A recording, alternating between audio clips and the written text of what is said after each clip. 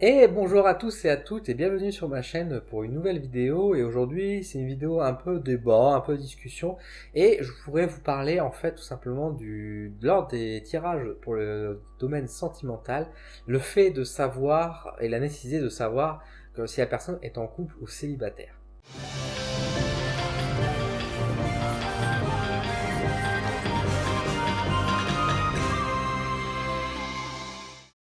Alors, je vais m'exprimer pourquoi en fait je, je pense qu'il est nécessaire de savoir avant de tirer les cartes si la personne est en couple ou célibataire ou si cette personne est dans une relation avant d'aller plus loin.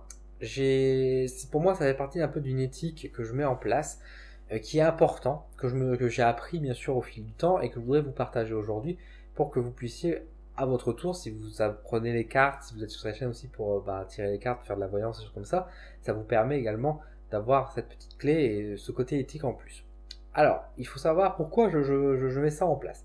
On est quand même aujourd'hui en 2021, nous sommes plus dans des relations monogames, hétérosexuelles, qui fait la grande majorité aujourd'hui, bien sûr. Mais maintenant, on dépasse ces seuils-là. On est quand même dans des relations maintenant qui évoluent beaucoup, et c'est une très bonne chose. Hein. Nous avons maintenant de plus en plus de relations homosexuelles, bisexuelles. Nous avons également des relations qui se font pas forcément monogames. Hein. On a bien sûr le polyamour, par exemple, qui devient de plus en plus en vogue également. Je suis pas là pour critiquer ou pour mettre des idées là-dessus, c'est pas mon rôle. Mais en tout cas, on est dans un cadre, dans une société qui évolue à ce niveau-là. Et il est important pour moi aussi d'évoluer dans ce sens-là, et donc de ne pas partir avec des a priori sur la personne. Quand on va tirer les cartes, pour moi, il n'y a pas de moyen pour connaître si la personne déjà est hétéro ou homosexuelle. Donc déjà, il faut faire attention à ce qu'on va dire et à ce qu'on va prononcer. Parce que les cartes, il n'y a pas de carte qui va vraiment vous donner un genre ou qui va vous donner une sexualité particulière. Ça, on peut avoir des ressentis, des choses comme ça, mais attention de ne pas vous laisser piéger, parce que avoir un ressenti, par exemple, vous avez une carte qui va vous indiquer une femme, est-ce qu'on parle d'une femme en tant que genre, est-ce qu'on parle d'énergie féminine, par exemple? Et c'est pas parce que on va avoir un homme qui a des énergies féminines qu'il est forcément dans une homosexualité, ou à l'inverse qui va sortir avec des hommes ou des femmes, etc. Attention de pas tomber dans des accros, dans des perversions comme ça. Ne pas partir non plus dans des a priori. On n'est pas dans du jugement, ni moins dans du faciès quand on reçoit des personnes. C'est-à-dire que quand on a quelqu'un qui arrive, il faut pas se dire oh cette personne-là, elle est en couple, je vais regarder si à sa main elle a une petite alliance, etc. On n'est pas comment on appelle ça, des mentalistes. On n'est pas non plus des personnes qui va jouer de l'effet Barnum, j'ai envie de dire aussi à l'inverse, comme nous on peut nous reprocher souvent. Attention de pas tomber dans ce seuil-là non plus, hein, dans le sens où la personne arrive, on va dire oh cette personne-là c'est une femme, elle doit être en couple, etc. On tombe dans un a priori qui n'est pas vrai, et attention de ne pas mélanger ça avec une genre on a canalisé ça y est le fait que cette personne en face de nous serait en couple ou célibataire. Il faut pas tomber dans ce genre de bêtises. Ça veut pas dire qu'on ne peut pas avoir cette information-là, mais quand la personne débarque chez nous, dans notre cabinet ou en face de nous, ou quand elle nous pose la question, les guides, ils vont pas débarquer en mode, hey, cette personne-là, elle est en couple avec des hommes. Tu vois, enfin, ils vont pas nous dire ça. Hein. C'est pas l'info qu'on va capter en premier. Donc déjà, il faut faire attention. De pas tomber, encore une fois, sur un a priori ou sur un jugement ou d'aller chercher des indices ailleurs.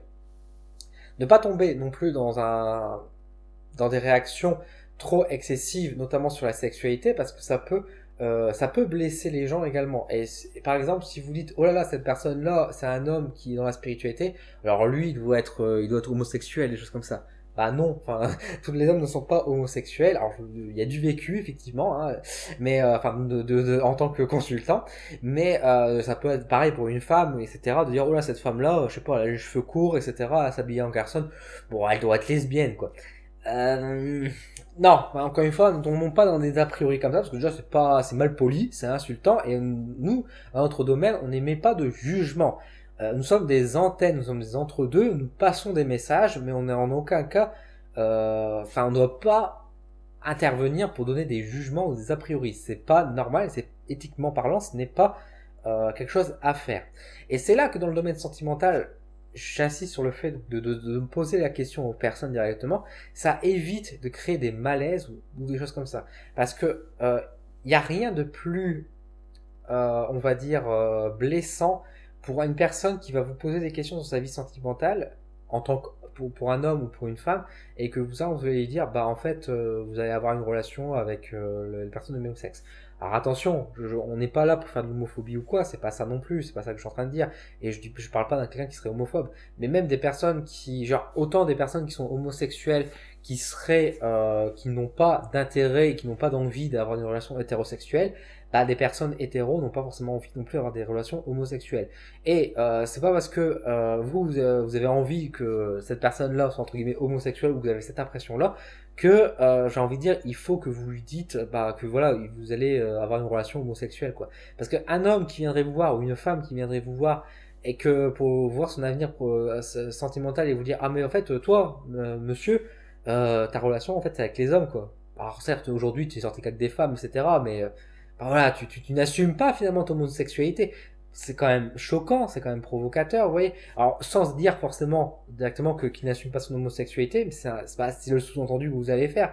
Si la personne, vous lui dites, bah en fait, votre avenir sentimental, ça se fait avec un homme, et que la personne est hétérosexuelle et purement hétérosexuelle, vous pouvez pas lui imposer ça. Cette idée-là, ça va créer un véritable mal-être, un malaise et un mauvais sentiment. Surtout si les personnes ont des difficultés dans le domaine sentimental. Ne tombez pas sur ne lui faites pas de mal à la personne qui est en face de vous, quoi. Soyez prudent. Vous pouvez avoir une impression, un sentiment de dire, mais tiens, mais j'ai l'impression qu'il est plutôt dans cette branche-là, à être plutôt à sortir avec les hommes. Mais posez juste la question, en fait, tout simplement. Ça coûte rien. Vous êtes avec une personne en face de vous et vous dites, mais voilà, est-ce que vous êtes homosexuel ou est-ce que vous préférez, ou est-ce que vous êtes hétéro? Vous posez juste la question sans, avant même que vous tirez les cartes, hein. Avant de tirer les cartes, vous posez la question pour poser les choses à plat et la personne va juste vous dire bah oui ou non, tout simplement. Et si la personne dit non, ne commencez pas à dire ah oui parce que j'ai canalisé ça ou quoi. La personne n'est pas homosexuelle, vous n'avez pas à lui dire ah bah parce que c'est marrant parce que vous voyez avec un homme, enfin vous voyez comme ça parce que c'est malaisant. Tout comme on ne dit pas à des personnes, par exemple, sur le domaine de la santé, oh là, toi, tu vas choper un cancer, ou oh là, je pense que ta maman elle va claquer demain. C'est des choses qui se disent pas comme ça. Et autant sur le domaine de la santé et de deuil, on comprend bien, autant sur le domaine sentimental, parfois, j'ai l'impression que cette marche-là, les gens le loupent. Hein. Cette branche de l'éthique, cette porte, cette frontière, il faut attention quand même de rester respectable et d'ouvrir. Il y a des personnes que ça ne les dérangera pas, que vous allez parler d'une certaine sexualité et qui vont dire non mais écoutez, désolé mais je ne suis pas, voilà, je suis homosexuel par exemple. Vous avez dit, ça arrive hein, quand on est en train de parler et puis que vous dites voilà, vous parlez à une femme puis vous dites bah voilà votre homme de votre vie il arrive bientôt puis elle va dire bah non mais en fait moi je suis homosexuel. Bah, c'est pas grave, ça reste, votre propos reste le même, c'est pas très grave. Mais par contre à l'inverse là ça peut devenir on va dire maladroit et puis irrespectueux également. Tout comme ça peut être irrespectueux à l'inverse également. Donc c'est pour ça qu'il faut faire attention. Si vous avez des a priori il faut les jeter et surtout si vous avez un ressenti bah posez la question mais ne tirez pas les cartes en disant bah voilà vous allez sortir avec un homme, ne soyez pas trop dur et indicatif tout de suite à ce niveau-là parce que vous allez pouvoir blesser des personnes. À l'inverse également dans un autre cadre, dans un cadre on va dire au-delà du genre, imaginez juste avec une personne, vous savez pas si la personne est célibataire ou en couple. Vous partez de l'a priori que la personne elle est célibataire. Vous lui tirez les cartes. Et là, vous dites à la personne qui est en face de vous, à la Micheline, eh ben écoute Micheline, c'est formidable, tu as rencontré quelqu'un, c'est un homme, c'est l'homme de ta vie, hein, cette personne-là. Hein. C'est vraiment un super coup, en plus au lit, tout ça, vraiment, tu vas t'éclater. Et en plus, c'est un super homme, tu vas faire des voyages et tout, etc. Formidable. Sauf que, en fait, Micheline, elle vous dit qu'elle n'est pas célibataire, mais elle est en couple. Et là, qu'est-ce que vous faites? Comment vous réagissez concrètement? Parce que là, vous êtes un peu piégé vous-même dans ces cas-là. Vous êtes piégé parce que vous pouvez pas dire que en fait non, du coup vous allez retirer parce que qu'est-ce que vous avez capté? Si vous avez capté ce message-là, c'est qu'il y avait quand même une raison, c'est qu'il y avait quelque chose. Est-ce que vous avez mal interprété? C'est possible. Ça, on va y revenir juste après sur l'interprétation des cartes. Mais ça veut dire surtout que là, quand vous avez dit ça, vous avez dit clairement à Micheline qui est en couple et qui est peut-être très heureuse en couple, que finalement elle allait tromper son mec, qu'elle allait rencontrer un autre gars et puis qu'actuellement elle n'est pas avec l'homme de sa vie. Et là, vous imaginez bien le malaise, le mal-être aussi que peut éprouver la personne qui est en face de vous. Alors que cet accident aurait pu très bien éviter en posant la question avant de tirer les cartes. Est-ce que vous êtes en couple? Est-ce que vous êtes célibataire? Est-ce que vous êtes séparé? Est-ce que vous êtes... Enfin voilà, c'est des questions comme ça, tout simples, toutes bêtes. Mais au moins, ça vous pose le cadre, ça vous donne l'indication et ça vous évite de faire des amalgames comme ça. Surtout que si vous êtes en plus au début, quand on commence à apprendre à tirer les cartes, à faire de la voyance, etc., les ressentis, l'intuition, etc., on a des doutes sur ça, hein. Bien sûr, c'est une intuition, ça se développe, on fait de plus en plus de confiance, on apprend, mais au début, on se repose beaucoup sur les cartes. Et le truc, c'est qu'il n'y a aucun jeu de cartes de tarot ou d'oracle qui va vous dire clairement si la personne est en couple ou elle est célibataire. Bon, il y a peut-être des jeux qui vous expriment ça, mais bon, faut voir la qualité des jeux. Mais il n'y a pas de jeu sentimental qui va vous dire la personne est en couple ou est célibataire. C'est des cartes qui vont exprimer beaucoup d'idées. Et le truc, c'est que les cartes, elles peuvent exprimer, quand on est en couple ou célibataire, on peut avoir la carte qui peut donner donc deux messages tout à fait différents, hein. Donc c'est pour ça qu'il faut faire attention. Parce que par exemple, la carte qui a remonté l'unité, je crois, l'exemple de Love Shadow Oracle, je l'ai pas avec moi, mais par exemple, la carte qui remonte l'unité dans un cadre d'un couple, ça peut remontrer justement le fait qu'ils sont unis, qu'ils sont ensemble et qu'ils forment vraiment le couple solidaire, tout comme dans un cadre célibataire, ça montre bien le fait que la personne se sent seule, la solitude. Donc vous voyez que une même carte peut exprimer vraiment deux messages très différents selon si on est en couple ou célibataire, et bah, c'est pour ça qu'en plus, il vaut mieux poser la question à la personne, et ou de au moins savoir, avant de répondre à la question sentimentale, si la personne est en couple ou célibataire, pardon. Mais même, au-delà de ça, même quand on pose pas la question sur le sentimental, moi je vous recommande quand même quand vous faites un tirage général, ou vous faites même dans n'importe quel domaine un gros tirage, juste le fait de savoir si la personne est célibataire ou en couple, ça permet quand même d'éviter aussi, bah, encore une fois, des petits soucis, parce que bah, même dans vous savez que tout est connecté, je veux dire, notre vie professionnelle, vie sentimentale, on classe tout ça par domaine pour simplifier, mais dans les faits, tout est lié, on peut très bien avoir une application de notre vie sentimentale dans le travail ou inversement. Et donc, c'est pour ça que c'est important pour moi de poser la question, surtout, ça peut être un réflexe très rapide, avant de commencer votre tirage, vous recevez la personne, vous dites bonjour, vous vous installez, vous dites bon, alors on va se lancer, est-ce que vous êtes en couple ou célibataire? Vous posez juste cette question-là, la personne vous répond et vous y allez.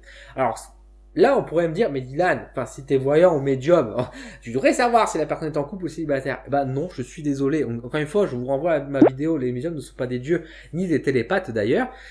Encore une fois, nous n'avons pas la science infuse et ne faisons pas d'a priori ou d'amalgame, surtout pour des questions comme ça, en fait. Moi, je trouve que c'est beaucoup plus simple et surtout, on s'enlève une épine du pied, on se prend beaucoup moins la tête après parce que si on vous pose une question générale, je voudrais voir mon avenir sentimental, et que bah, vous savez pas si la personne est célibataire ou en couple, faites votre tirage et dites-moi vraiment si vous vous sentez à l'aise à vous dire oui, je vais exprimer ça, il y a aucun souci.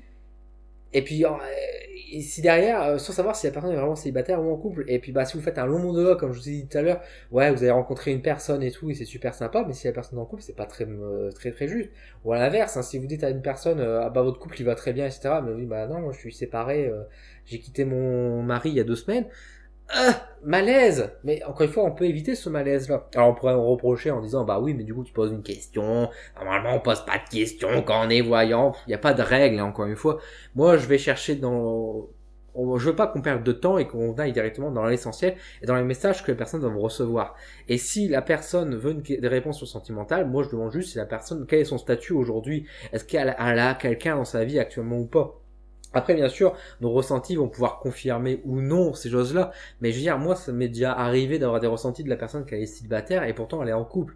Alors, je l'ai pas forcément exprimé comme ça, ça veut pas dire que j'ai menti à la personne, je dis bien sûr les messages qui apparaissent derrière, parce que de toute façon, ça va se retrouver dans les cartes, mais si j'ai un ressenti que la personne est plutôt célibataire ou qu'elle est plutôt seule et qu'elle est en couple, ça veut déjà dire qu'il y a quelque chose de plus subtil à comprendre, c'est que dans son couple, probablement que son mari n'est pas forcément, son mari ou son copain n'est pas forcément très